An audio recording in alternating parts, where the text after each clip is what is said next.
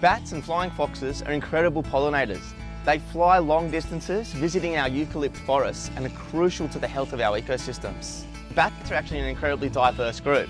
We've got microbats that are about the size of a mouse with wings, all the way up to the fruit bats, which have a wingspan of over 1 metre. Even though we sometimes see them in large groups, their populations across their distribution range is actually declining. All right, little buddy.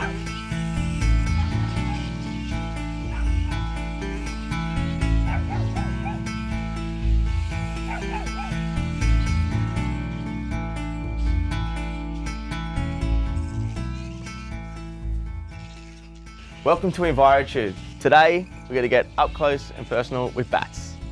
Bats are placental mammals, and flying foxes give birth to live young in November.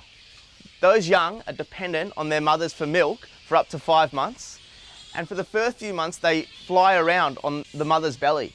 At some stage they get too big to fly around, and the parents will actually leave them in little congregations within the camps known as creches.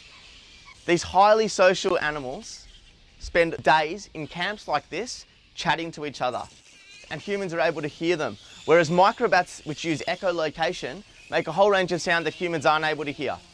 While smaller microbats use echolocation to navigate, they still have eyes, but flying foxes like this have exceptional eyesight.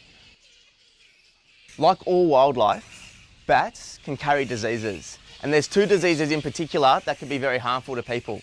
Australian bat Lissa virus is a virus that's related to rabies. The way that it's transmitted is through the bat's saliva, and unless you're having very close contact with bats, there's nothing that you need to be afraid of.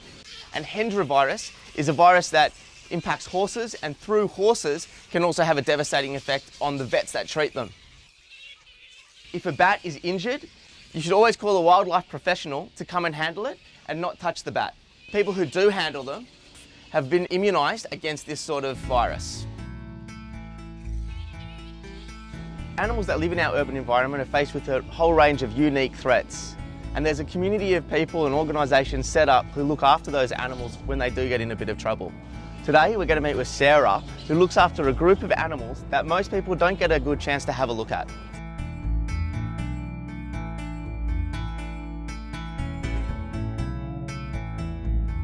Climate change and heat events, that's one of the big threats. Yes, but absolutely. Why else would bats come into your care?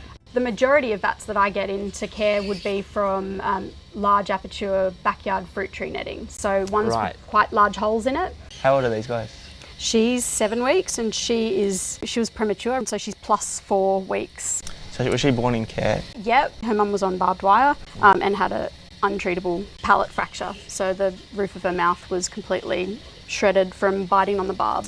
I was taking her to the vet to be euthanased, but she went into early labour on the way to the vet, and I thought she wouldn't be viable. Yeah, just like human premies, they have complications, but with consultation with the vet and lots of sleepless nights and hard work, she's pulled through. And so this is Blob. She was just a blob. Now she's a proper bat.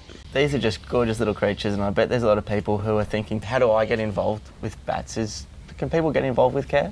Absolutely. In order to be able to do what I do, you need a 2-day workshop with Sydney Wildlife. From there, you need to become vaccinated against rabies, and that involves 3 injections. Once we've got that, then you can do a specialist course, which is another 2-day course. Then you're good to... Carer. Yeah, less than 1% of the wild population can carry a rabies-related... Oh, she's having a flap.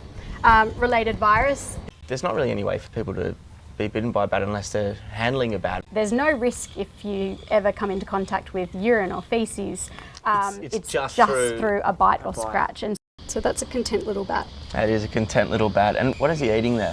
So she's on milk at the moment. In the wild, she would be attached to mum and suckling most of the time. What sort of milk is it? It's a goats-based milk, which we find is good if we add supplements to make it up. How often are they feeding? This one's still on 5 milk feeds, and this one's now on 4 milk feeds a day. And she's starting to be introduced to her native food source, native gum blossom and other hardwood species. Do they think that you're the mama bat, or do they just accepting you as a carer? They depend on forming a bond with their foster parent. In the wild, they have such an intense relationship with their mum. Flying foxes only give birth to a single young. If you think about humans who take about 9 months to grow, and these tiny little things take 6 months, you start getting an idea of just how complex they are.